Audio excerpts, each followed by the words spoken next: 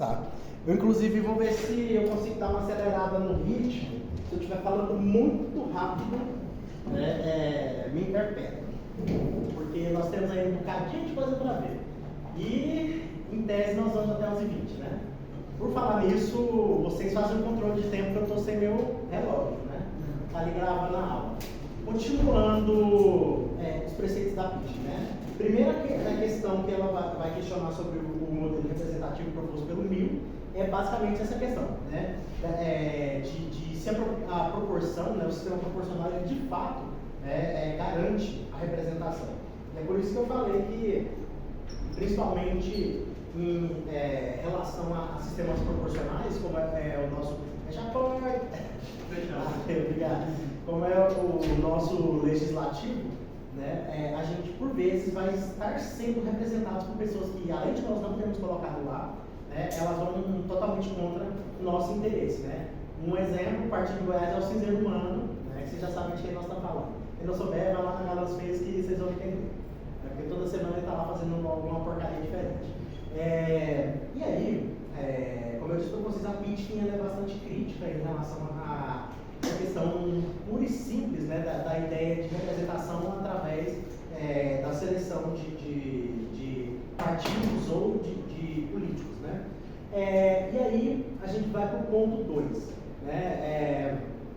Se nós tivermos ali um grupo de parlamentares, cada um deles defender ali suas opiniões próprias, além de eles representarem de fato os eleitores que votaram neles, a gente tem visto muito isso atualmente na política regional e nacional, e também na local, claro, né? Está sendo de fato promovido o interesse da coletividade, ou seja, o bem comum, né, as necessidades comuns da sociedade, elas vão estar sendo representadas se esses parlamentares focarem basicamente na representação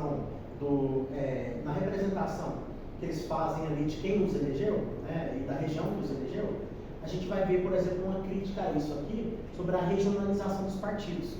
Porque por mais que nós tenhamos partidos nacionais aqui no Brasil, né, boa parte da base deles acaba se regionalizando. Aqui no estado de Goiás, por exemplo, nós temos uma força muito grande, né, de partidos como o MDB, né, e temos também o próprio PSDB ainda é forte no estado e também a União Brasil. Mas também temos outros partidos grandes que atuam aqui, né, como é o caso do PT. Né? Quando eu falo partidos grandes, eu estou falando em relação aos 10 maiores partidos do Brasil. Né? E número de partidos vocês vão medir por número de parlamentares eleitos mais número de afiliados. Então, inclusive eu tinha esqueci de passar essa informação para vocês em aulas anteriores, né, que eu só falava em relação ao número de cadeiras que eles ocupam, né, no Poder Executivo e Legislativo Nacional, mas isso também conta com o número de afiliados. Então, a dimensão do tamanho dos partidos é essa, e é por isso que a gente ainda tem uma supremacia do MDB no Brasil. Né? Aqui em Goiás mesmo, de certa forma, eles são justamente aqueles que têm o maior número de vereadores na cidade de Goiânia. Tem o maior número de cadeiras aqui. Isso representa, de certa forma, a realidade nacional, porque desde a redemocratização, o MDB de fato, o maior partido e, pelo jeito, vai continuar sendo por um tempão. E ele é muito forte, né, em outras regiões do país. E outros já a concentração de certos partidos, né? Por exemplo, em São Paulo, nós temos uma presença muito forte do PSDB e por aí vai. E aí, gente, essa representação, ela é complicada, principalmente se esses parlamentares são eleitos para fazer uma governabilidade de uma região um tanto extensa, como é o caso de um estado da federação, ou principalmente a representação nacional. E aí que a gente tem uma série de problemas na questão da representação. Representa, de fato? Né? Vamos supor que um deputado federal qualquer aí foi eleito ali com 40 mil votos para a Câmara, né, dos deputados. Ele vai querer dar resposta aos que vão continuar votando nele, possíveis novos eleitores, né, e ao mesmo tempo ele também vai ali a todo momento ser provocado a agir de acordo com os interesses nacionais. Mas, né, o próprio texto do Palermo aponta para isso. A gente vai ter uma força muito grande das questões locais e regionais nesses parlamentares. Então é por isso que a gente vai ver também certas bancadas se constituindo ali com a predominância de determinados membros de determinadas regiões. E aí isso pode ser um problema, ao mesmo tempo que também é benéfico quando ela é feita para corrigir certas distorções. Por exemplo, nós temos aqui no Brasil muita força a bancada nordestina. Ela tem um número muito grande aí de parlamentares, né? Representam, não sei se são 8 ou 9 estados do Nordeste, agora dessa geografia está falhando, né? E aí, eles muitas vezes se unem ali para colocar políticas, tanto para a promoção do desenvolvimento do Nordeste, que ficou descompensado com todo o investimento histórico que foi feito na região Sul e Sudeste, principalmente na Sudeste, e ao mesmo tempo a gente também vê, né, que isso contrabalanceia principalmente certos interesses ali, né, de alguns grupos partidários que inclusive são xenófobos, né? Nós vimos o pessoal lá do Sul e do Sudeste pensando em montar uma contrabancada, a bancada do Nordeste, né? E isso virou inclusive um tema de debate nacional muito forte, até porque a gente está falando sobre uma necessidade de se integrar, né, o país, principalmente acolhendo essas regiões que elas foram empobrecidas por anos de colonização e de falta de investimento em políticas públicas. É por isso que, de fato, uma bancada nordestina ela é necessária, né? Mas essa mesma bancada nordestina ela acaba se associando em alguns momentos, porque membros ali vão se alinhar com outros bancadas, né? Por exemplo, tem gente que se alinha com a bancada do BBB, né? Bala, bico e boi. É isso, né? O Brasil é um país que deixa muito claro a cada eleição do Congresso que nós sempre teremos o Congresso mais conservador da história a cada eleição, né? E isso é um câncer que nós temos no Brasil, por isso que nós temos uma certa dificuldade de avançar algumas questões em termos políticos. E aí fica esse questionamento, né? Tem certeza que esse sistema representativo representa? E aí a gente segue ainda com outros questionamentos, né? O que acontece se esses políticos, né, eles de fato começarem a se distinguir da população, porque no final das contas eles chegaram naquilo que a gente chama de elite política, né? Uma vez que eles estão no poder, eles falam assim, deixa o povo se lascar, não tô nem aí, eu tô no poder, né? Aqui eu faço o que eu quero e eu vou fazer um negócio, o povo vai engolir. Eu acho que aqui boa parte dos parlamentares brasileiros adota, inclusive, né?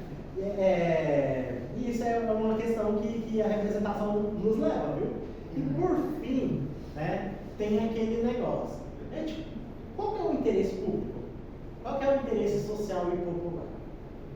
É claro que nós temos certas demandas, mas assim, vamos supor que você está lá na padaria da Dona Fátima, né, conversando sobre política com ela, com o seu Joaquim jornaleiro, que está ali em frente, né, com o seu Paulo pedreiro, e por aí vai. Né? Então você está num grupo assim, diverso para representação social. Né?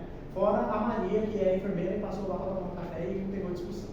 Você é presidente da enfermagem, né, porque no fim, advogado em casa própria, porque mamãe é técnica de enfermagem. Oswaldo, não fala assim da mamãe. E aí, gente, em resumo, você vai chegar numa roda de populares, né, que são pessoas que não necessariamente são ligadas à política. Daí vocês falam, pois é, né, a saúde está ruim, né, não sei o que lá, não sei o que lá. Tá ruim mesmo. Mas aí, daquele jeito, qual parte da saúde que está ruim?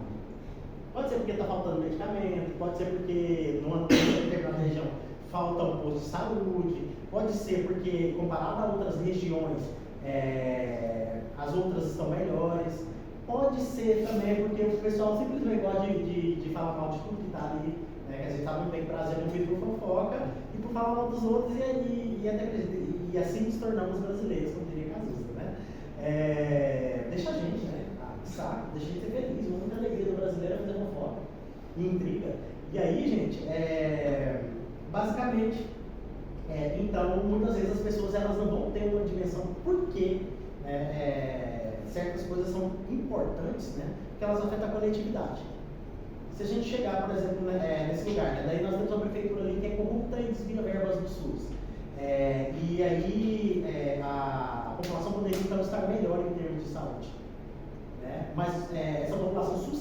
naturalmente ela está sujeita àquele tipo ali de tratamento nessa mesma área, né? Então as pessoas internalizam que a saúde é daquele jeito, a saúde é ruim, o SUS é ruim, né? Você tá, a verba está indo. Então é nesse ponto aqui que as pessoas começam também a formular a questão dos interesses coletivos e interesses pessoais ali, com base no que é popularmente disseminado, sem que elas consigam aprofundar e entender, né, toda a complexidade. Gente, aqui no Brasil a gente sabe que pobre de direita apoia destruição dos serviços públicos que afetam a eles, né? Inclusive o SUS, né? E aí é daquele jeito assim, perdão aí, entidades transcendentes perdão, ou então, tipo assim, vocês vão ficar com raiva de eu não mostrar que vocês falharam. Desculpa aí, né, falar isso, mas a pandemia salvou o SUS. A pandemia salvou o SUS. Né? No fim das contas, ele estava caminhando um processo muito grande de privatização, e a área da saúde é uma área com um orçamento monumental, uma das pastas, e os políticos mais se interessam. Saúde, educação, segurança pública, tem muito dinheiro envolvido ali, tem muitas instituições. A abrangência nacional dessas pastas é muito grande e é dinheiro demais correndo. Né? O MEC mesmo, depois de parte da nossa pressão aqui, eles devolveram milhões, mais de 300 milhões, né, de verbas que tinham sido confiscadas de nós, né? E ainda estamos longe de ter todas as verbas recompostas. 300 milhões de reais, isso é dinheiro demais, gente. É dinheiro demais e vai para a área de Por isso que o setor privado sempre quer precarizar os serviços públicos para que eles possam comprar. E a pandemia salvou o SUS porque naquele momento ali de suspiro, de toda a pressão de privatização neoliberal do SUS, veio a pandemia e falou assim, não, nós estamos um sistema de cobertura nacional, inclusive sirva de exemplo para outras nações, né, nos Estados Unidos, justamente porque, no fim das contas, no geral, ele é um sistema efetivo, ele é um sistema abrangente, ele é um sistema que conseguiu penetrar muito fundo, né, nos interiores do Brasil, principalmente através do Mais Médicos. Né? E é por isso que as elites bradam tanto contra os mais médicos, né? Porque eles não são beneficiários daquilo ali, mas em compensação, centenas de milhares, de milhões de brasileiros são os que estão no interior. Porque, gente, médico que forma na UFG, ele não quer ir para Jaraguá, que é uma cidade que tem indústria de base e uma certa estrutura, né? Não quer ir para Goianésia, gente. Até eu, se eu passar no concurso, eu ia para Goianésia, bonitinho. Né? Dizem que vai abrir o IF lá. Olha lá, vocês estão precisando de um historiador, tá junto, né? Nós estamos aí, ó, pra jogo. E aí, gente, a gente vai ver que a formação da própria opinião pública, ela muitas vezes é condicionada e as pessoas não conseguem se identificar na atuação política e no que os políticos têm que fazer. Né? E principalmente, como eu disse para vocês, por reprodução, né, de sucateamento de políticas públicas ali, por desinvestimento, por vezes, né, porque a verba tem, né, inclusive, isso é algo que o Palermo vai falar, nós temos uma fragmentação da aplicação das políticas públicas com verba nacional. Nós temos um repasse muito grande, o Brasil é uma das nações que tem um dos poderes políticos estaduais e municipais mais fortes no país. Né? Para vocês terem ideia, prefeitos das capitais, por exemplo, eles têm uma influência muito grande, não só na política estadual, como na política federal. Olha para vocês verem o prefeito Pastor de Goiânia. Foi aprovado, depois de muita negociação, a liberação de verbas para o piso nacional da enfermagem. A prefeitura de Goiânia simplesmente não aplica a verba que está aqui.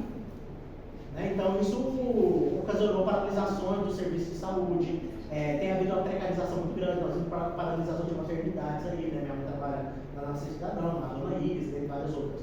Ficou paralisado, e verbas da saúde estão vindo aí, e verbas específicas para programas específicos estão vindo aí. Só que os prefeitos não estão aplicando, tem muitos prefeitos aqui em Goiás que não estão aplicando o piso, e a verba já chegou nessas prefeituras. Ou seja, isso é um tipo de veto. Né? E o Palermo ele coloca todas as vezes, isso é um poder de veto que prefeitos, governadores e todo o sistema eleitoral, o sistema político ali tem, né, nessas regiões fragmentadas. Né? Ou seja, nós temos um federalismo fragmentado. Eu passo um pouquinho desse texto, volto um pouquinho no Ziglar, depois um pouquinho no Palermo, para a gente justamente poder sintetizar essa questão. Ou seja, nós temos um problema muito grande na representação, principalmente com essa questão da coincidência dos interesses políticos com o dos cidadãos. Uma série de coisas afeta isso aqui, e a gente vê que o interesse político e a atuação política divergem muito de local para local. A questão, os políticos querem e podem, eles querem e podem ser reeleitos, né? Eleitos e reeleitos, no fim das contas. E isso aqui vai fazer com que, pelo menos em tese, eles persigam ali a própria ideologia partidária, né? Sabendo que nós temos um déficit muito grande nessa área aqui no Brasil, além de que eles também vão fazer propostas ali e vão tentar implementá-las, né? Tem alguns que vão fazer umas propostas megalomaníacas, né? Tinha um certo governador no estado de Goiás que ele, por exemplo, falou que ia criar um expresso Piqui, que seria um metrô que ligaria Goiânia a Brasília, junto com um outro bebê de Rosemary, que é governador reeleito pelo pelo Distrito Federal, né? Eu posso falar mal de ambos, porque eu sou candidato goiano, então esse privilégio é para poucos. E aí, gente, no fim das contas, esses parlamentares eles vão fazer cálculos políticos para, tanto para ingressar como parlamentares de fato, né, enquanto candidatos, como também para permanecer, né, parlamentares. E aqui eles vão tentar entender o que o povo quer. Mas esse negócio do que o povo quer, eles vão falar o que o povo quer ouvir. E aí, na hora de implementar, será que vão implementar de fato o que eles prometeram? Ou eles vão transformar aquilo que eles falaram de uma maneira vaga em ações pragmáticas, né? Em ações políticas de fato? E aí, é um momento que, tentando entender o que o povo quer, que eles vão fazer essas propostas, né? É por isso que determinadas pessoas vão falar, mais acesso à educação, à saúde e à segurança pública. Mais acesso como? Por exemplo, vai aumentar o número de escolas e principalmente de creches, né? Pensando sobre as mães trabalhadoras, né? E essas creches vão ser localizadas em regiões estratégicas ali, principalmente as mais populosas, para aumentar então essa oferta, inclusive pensando ali em interligação com outras áreas da sociedade, como a área do mercado de trabalho e da própria questão da renda e subsistência, né? Vai pensar, por exemplo, a ampliação do número de vagas nas escolas, né, com reformas estruturais e ao mesmo tempo contratação, não contratação via concurso, né, de professores e professoras, né? Na área da saúde, vão se criar mais postos de saúde da família nas regiões mais populosas, principalmente? Vão se criar novos CIMEIs, UPAs, sabe? Não mais médico, mas não tem muito posto de saúde, não tem médico nem enfermeiro. Pois é, e isso é um déficit que, no fim das contas, ele é feito por desinvestimento. Esse desgoverno da cidade de Goiânia, por exemplo, ele deixou sem orçamento a saúde, se eu não me engano, foi no ano de 2022, então virou um pandemônio isso aqui, porque no fim das contas, gente, pandemônio não tem nada a ver com religião, pandemônio é uma situação de caos extremo, né? Só para frisar. E aí, no fim das contas, a gente viu, né, falta de médicos porque simplesmente não se renovaram contratos. A gente viu que não tinha verba para justamente poder se contratar esses médicos e resolveu o caos total, atraso de salários, e isso foi para outros setores da sociedade, né? Até hoje a coleta de lixo não se normalizou, né? Goiânia está puro buraco. Então, são serviços ali que, inclusive, eles estão previstos pela própria arrecadação que os governos têm, tanto da verba que vem da União, como de impostos, né, e de empresas estatais também. E aí a gente vai ver que a nossa realidade local aqui, ela se encaixa perfeitamente nessa questão da teoria, né? Mas que os políticos saibam as preferências da população, né? Eles não necessariamente vão formular políticas que vão atender essas preferências, né? O que vocês prefeririam da prefeitura nesse momento? Né? A criação de rotas de ônibus específicas para as regiões para atender, né, a comunidade universitária com aumento da frota de ônibus, ou vocês preferem que eles ficam aí fazendo aleatoriamente pavimentação de ruas, feitas nessa obra do BRT aí, né? Muita coisa ali foi destruída depois de pronta para refazer, sei lá, com quais critérios, né? E por aí vai. Então, no fim das contas, a gente vê, né, que tem muitos políticos que também vão fazer cálculos totalmente equivocados, né? Como eu disse para vocês, esse desgoverno ele vai perder a prefeitura justamente por um cálculo político extremamente mal feito, né? E ao mesmo tempo também denota a falta de habilidade política do governante atual. Você acha que é cálculo político? Eu acho que é reembolso, né? Não lavagem de dinheiro, não. Faz parte, mas a dinheiro, questão... a gente vai ver a quantidade do dinheiro, a qualidade do serviço, e você vê para onde que foi aqueles milhões. Isso, mas ao mesmo tempo, nós estamos falando... Depois nós vamos falar especificamente sobre a questão da corrupção, mas o que pega é a dissociação, né, tipo assim, o afastamento entre as políticas que estão sendo aplicadas, principalmente essas que estão sendo feitas em cima da hora, com as necessidades da sociedade goianiense, para ser mais específico, né?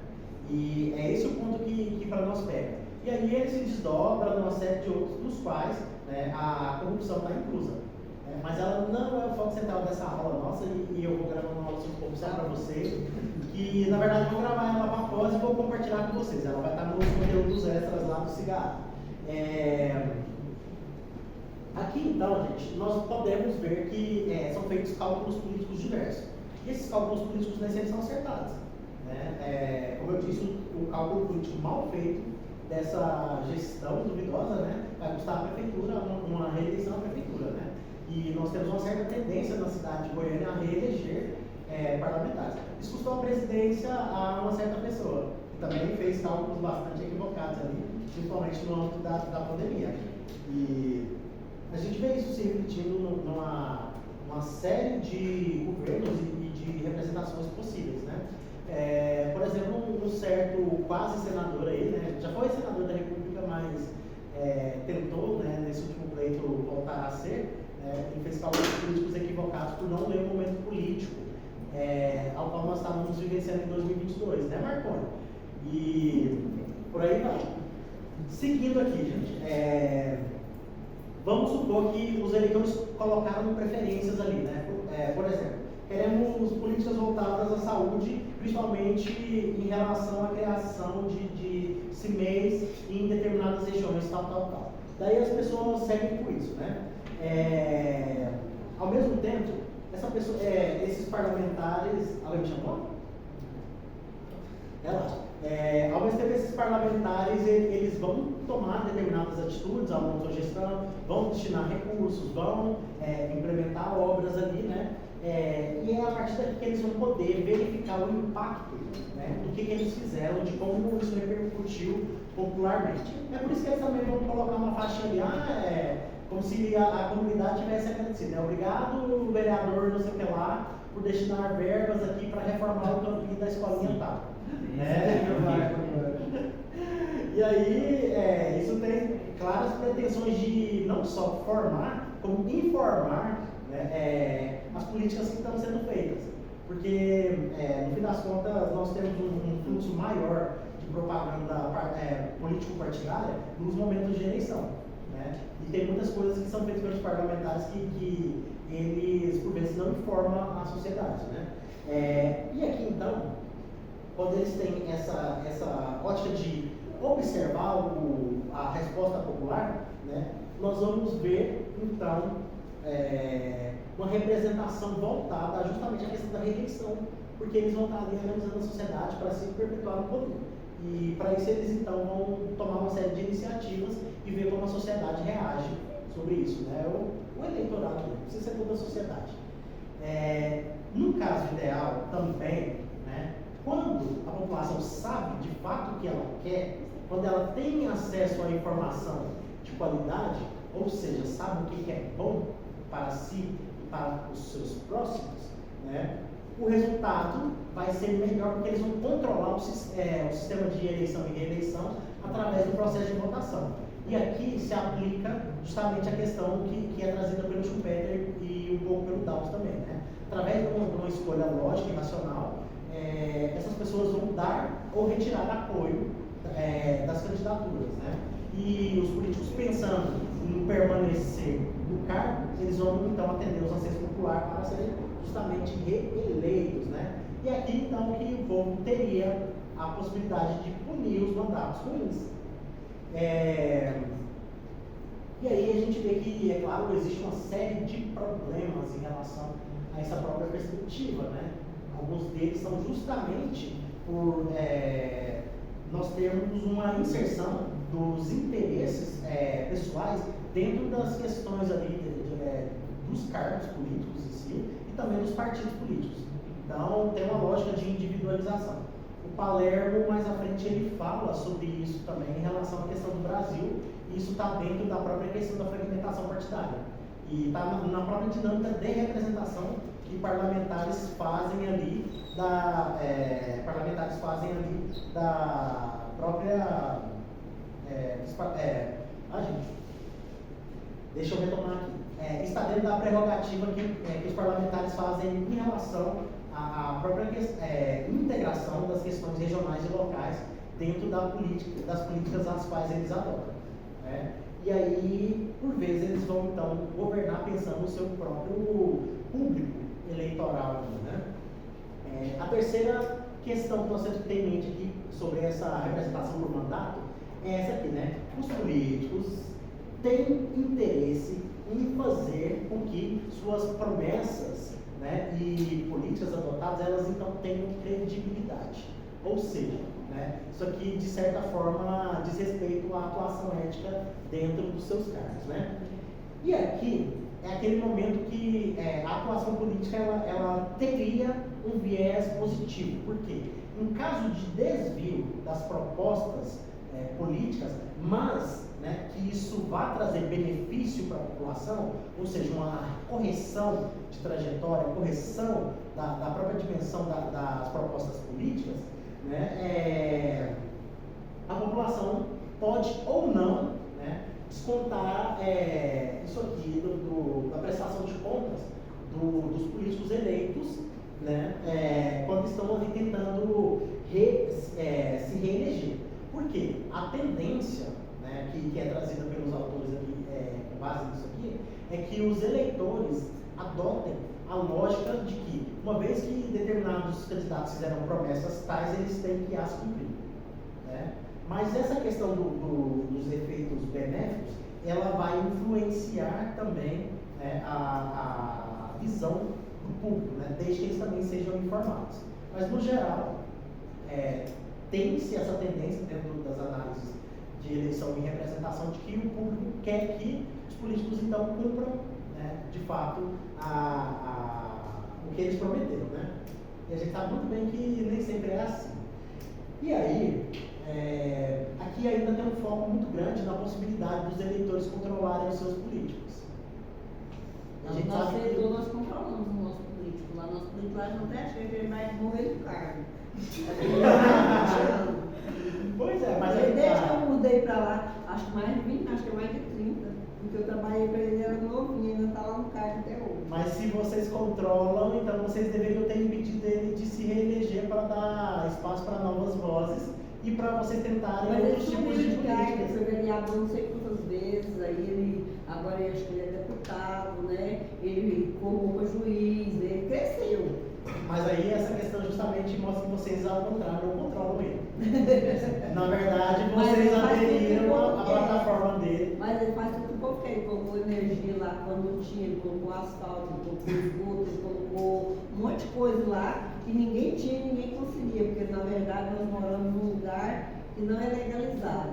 E ele conseguiu legalizar algumas casas, outras não, mas ele conseguiu energia, ele conseguiu asfalto, ele conseguiu esgoto, ele conseguiu muita coisa, ele conseguiu postinho de saúde. Lá tem assim, falam dele que ele não faz nada, ainda tem quem fala, né? Mas a gente que cresceu, já tem mais de 30 anos que a gente está vendo que a pracinha do redor evoluiu, então a gente vê que ele está fazendo alguma coisa, então ele nunca vai sair do poder, acho que é só quando ele morrer. Aí a gente entra numa coisa, poderoso, ele não fez mais que a obrigação dele. A função parlamentar é justamente levar benefícios Pode ser, mas os outros não levam. A gente tenta tirar ele, toda vez que um grupo tenta tirar ele, coloca o outro que entra, bagunça tudo. Aí na próxima política a gente coloca de novo. Pois é, mas aí nós temos uma questão justamente da qualidade da representação. Porque, no fim das contas, né, aqui no Brasil a gente criou essa política do roubo mais faz, e aí a gente. Roubo mais faz, Mas aí a gente também perpetua certos políticos no poder. Mas em certos aspectos é comodismo. E ao mesmo tempo, tipo assim, quando há uma possibilidade de substituição, essa substituição é com qualidade. Esse é um dos pontos que a gente tem que parar para pensar, né? E por mais que pareça um exemplo assim que reflete uma realidade local, ela reflete a realidade nacional, né? Mas ao mesmo tempo, justamente essa questão da descrença na política que faz com que essas pessoas também se perpetuem, né? Porque no fim das contas o pessoal fala assim, esse aí a gente conhece, não sei o que lá, vamos deixar ele lá porque já tem e se espera alguma coisa, né? Mas ao mesmo tempo, novas lideranças, né, e principalmente socialmente engajadas, elas deixam de ascender por causa da criação dessas figuras que se tornam caciques, né, dentro dos seus partidos. Os outros não conseguem fazer nem a terça do que ele faz. Mas a questão é a seguinte, isso tem a ver com o partido que a pessoa está, né? Porque para você fazer alguma coisa, você vai depender da força do seu partido ou da sua coligação. Isso vai depender da oferta de candidaturas, né, alternativas, né, e a qualidade respectiva dessa oferta, mas também vai depender, né, do quanto, né, que essa pessoa consegue mobilizar em termos de capital político para fazer as coisas acontecerem naquele local. E ao mesmo tempo essa mobilização de capital político, em tese, deveria ser ética. Nem sempre ela é. E aí que a gente tem que ver como é que essas pessoas se articulam, né, ali com outros parlamentares de outros níveis, né, de poder. Né, porque o vereador ele precisa, de certa forma, estar alinhado ali, né, ou com a prefeitura, ou com deputados e por aí vai. Então também essas pessoas não fazem nada individualmente, elas fazem coletivamente. Porque mesmo para fazer essas destinações de verba, de emendas e investimentos, elas dependem também, né, de um concerto com determinadas pessoas. Até porque nunca é apenas um político que representa uma região, né? Então aqui a gente tem uma questão bastante complexa, né?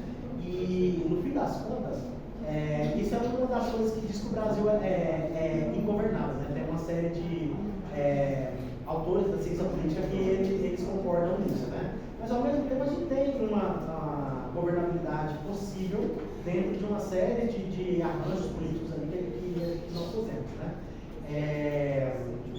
Aqui a gente entra inclusive na questão que o Palermo está contestando no texto dele. Mas a ideia aqui, e essa ideia fica mais na teoria que na prática, né, é de que há a possibilidade de se controlar políticos, principalmente por causa da questão da reeleição.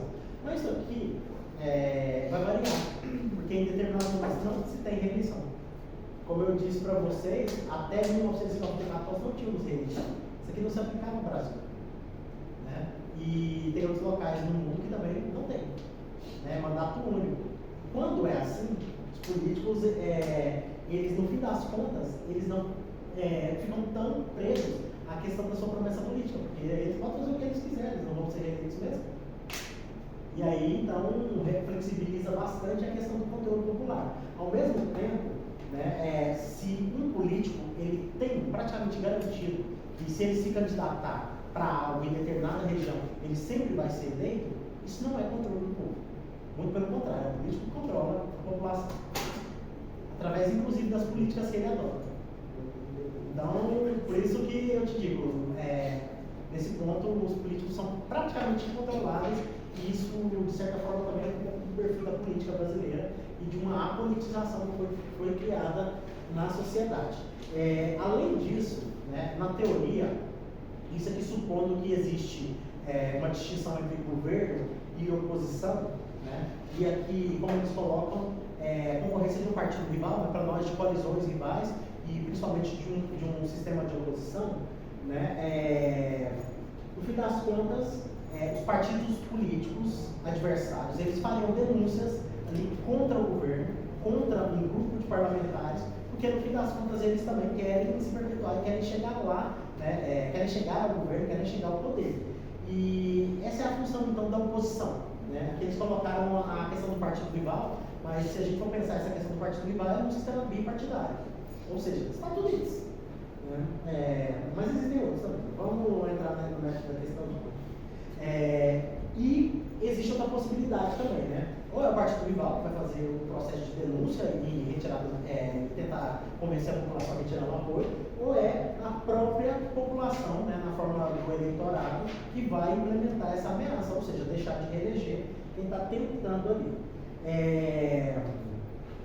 E isso, né, vai mostrar também que a representação por mandato ela tem suas falhas. Né? A leitura tem suas falhas sociais. Isso aqui mudou bastante ao longo do tempo também, até porque tem se havido cada vez mais a virtualização da participação política e em locais onde o voto não é obrigatório, nós temos cada vez menos pessoas indo votar. Né? Ou seja, o voto majoritário ele diminuiu a sua força, proporção e, por consequência, a representatividade. E isso não deixa de acontecer também em locais como o voto obrigatório, que é o caso do Brasil.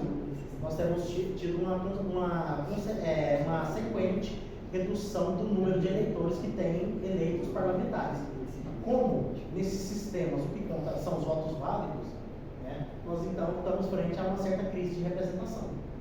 E aqui, né, nós vamos ver que a dinâmica da política por mandato é justamente a ideia de que os parlamentares eles vão seguir as políticas eleitorais que eles proporam, né, e ao mesmo tempo essas políticas elas deveriam ser as melhores para os cidadãos e cidadãs.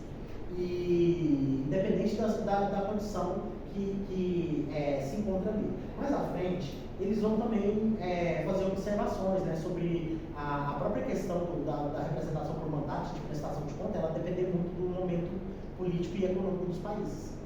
Né? Então isso aqui é algo que conta bastante e em momentos de crise e instabilidade, né, os políticos eles são meio que forçados a tomar determinadas decisões ali, que vão impactar a população, né? E aí, nesse momento, talvez a própria população flexibilize esse controle que elas fazem sobre os mandatos, né? Sobre os parlamentares. E aqui, então, né, a gente pode chegar a essa conclusão que conforme os autores. Essa representação via mandato, ela necessita da convergência da vontade dos políticos com a vontade dos eleitores, né? No qual se preza pelo bem geral, pela concepção de políticas públicas, políticas sociais ali, voltadas para a cidadania. Mas ao mesmo tempo, elas vão ser pensadas, né, para se vencer a eleição e para haver uma possível eleição. Ou seja, não sai de graça. Ao mesmo tempo, né, eles vão conseguir. Quantas horas, gente? 2 minutos. 11h18. Vamos encerrar essa concepção de representação por mandato aqui. Eu vou ser o mais breve possível, né? Os políticos eles vão ter a todo momento incentivos ali para eles saírem fora das suas propostas de campanha. Seja porque eles acharam políticas melhores, seja porque o partido não apoia, seja porque eles não tenham apoio político e eles vão reduzir o escopo do que eles prometeram. E muitas vezes isso pode ser tanto em favor da sociedade como também contra ela. E isso aqui vai gerar, claro, né, custos eleitorais, tanto para eles como também para os eleitores. E é aqui que a gente vai ver se tem uma série de debilidades dentro desse sistema de mandatos. E é por isso que essa perspectiva ela tem sido meio que questionada na atualidade, né? A gente tem clara noção de que políticos eleitos eles vão fazer o que eles quiserem. Por mais que a gente tente controlar, nem todos os políticos e políticas vão agir de acordo com princípios éticos e também de forma a adotarem, né, os princípios da administração pública, principalmente o uso de transparência, de prestação de contas, de serem, né, pessoas ali que de fato vão fazer a representação, vão se guiar pelos princípios e normas da boa administração pública, né? E aí a população também, né, muitas vezes vão ter que entender ali, né, quais partidos são os melhores. Né? Porque no fim das contas também impera aquela ideia ali de que os partidos são todos iguais, né, e que todo mundo está ali interessado em entrar para a política, porque a política vai trazer uma série de benefícios para essas pessoas, elas vão enriquecer lá, vão ficar famosas, vão fazer isso, vão fazer aquilo, vão ficar para sempre ali.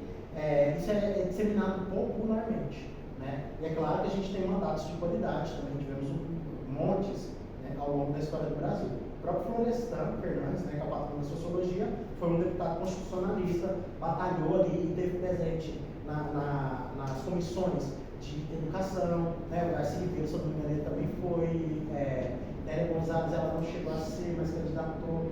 Nós tivemos, então, representações diversas, né, com qualidade ao longo da história do Brasil.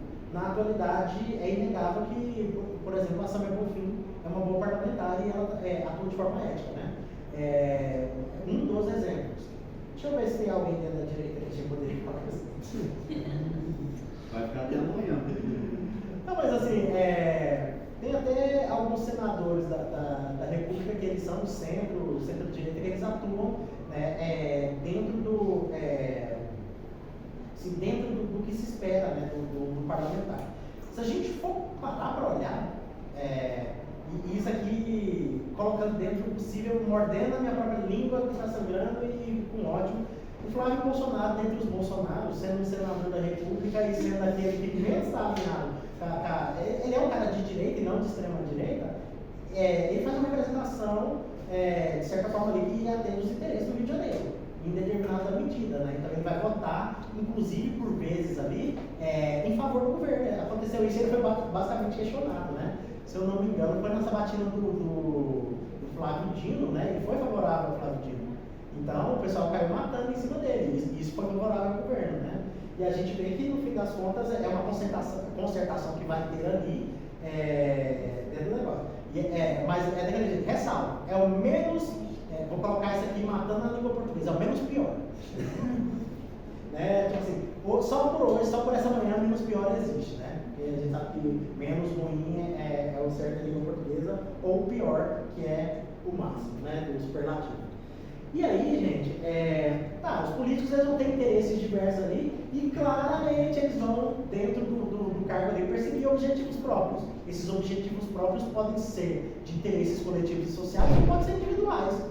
E principalmente aqueles que estão fazendo representação ali de interesses econômicos e políticos adversos ali, eles vão tirar proveitos diversos ali do cargo, né, ou rendas.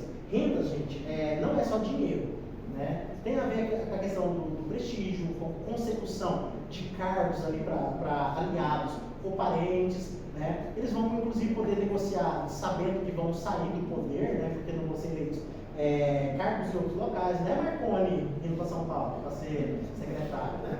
E por aí vai. Ao mesmo tempo, né, para ser eleitos, esses políticos eles vão ser específicos, eles vão focar em determinados públicos, vão prometer algo para esse público, uma vez que eles estejam lá, eles podem ou não fazer, né, ou podem ou não ser levados a fazer outras coisas ali em prol da governabilidade. E aí a gente vai ter, né, a escola de Chicago, né, que muitas vezes é equivocada, mas ela parte pelo princípio da regulamentação, que vão ter essa ideia aqui, ó, os eleitores são ignorantes, racionais ou não, né, mas no geral eles são ignorantes, né, sobre qual é a proporção, né, e o quanto incide as decisões políticas ali no seu bem-estar, no bem-estar coletivo social. Né? Isso aqui depende, né? Tem algumas pessoas que elas acabam conseguindo distinguir quando políticas aqui são adotadas e elas beneficiam ou não a população, né? E, ao mesmo tempo, nós vamos ver que os políticos, para poderem se eleger e para se apresentar para o povo e apresentar suas propostas, eles vão precisar de recursos. Ou seja, né, aqui nós temos uma influência muito grande do setor econômico, do setor político. Né, e a gente sabe muito bem que a maioria esmagadora das campanhas, elas são milionárias. Né, principalmente com partidos que eles têm acesso a grandes fatias, né, da verba pública. E aqui, né, então a gente tem isso, né, os políticos estão interessados em ganhar eleições, mas para isso precisam de apoio, né, precisam de dinheiro. E ele pode simplesmente se vender, né? Muitos políticos eles acabam se vendendo. Nós temos inúmeros exemplos aqui, né, de como eles podem fazer isso, trocando de partido, né? Eles podem fazer isso traindo a sua base eleitoral, eles podem fazer isso alinhando-se a outras bases ideológicas que para eles são mais lucrativas e, ao mesmo tempo, eles também podem receber ali, né, incentivos, principalmente do setor privado, e gastar muito nessas eleições até se reeleger. Gente, por hoje chega, né? Eu acho que a representação por mandato ainda tem uma longe, né? Vocês verem? Que coisa louca. Mas por hoje é só, né? E a gente conseguiu avançar isso aqui. Tô vendo que o Palermo vai ter que ser por videoaula mesmo. Já mato o Palermo e a Meneghello. Olha pra você ver que bênção do Senhor. O trem tá gravando ainda.